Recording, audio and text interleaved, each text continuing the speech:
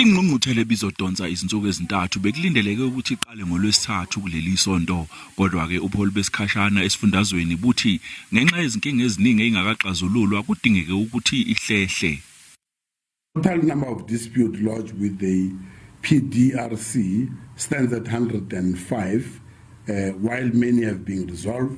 Over 20 branches have been ordered to rerun of their BBGMs. The PDRC will meet today to finalize all outstanding disputes. It must be noted that the ANC members may approach the National Dispute Resolution Committee to appeal the outcome of the provincial PDRC. Amagatsha sesifundeni matlosana eKlerksdorp asemukele lesinqumo.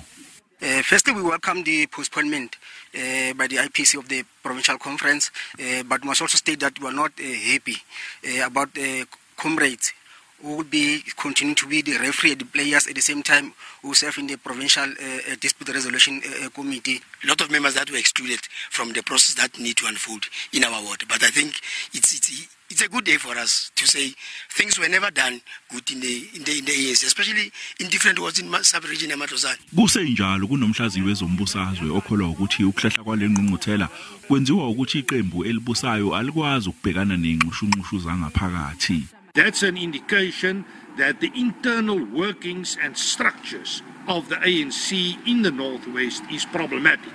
Now we know that that is also the case in South Africa at large with regard to the ANC, but very specifically with regard to Northwest.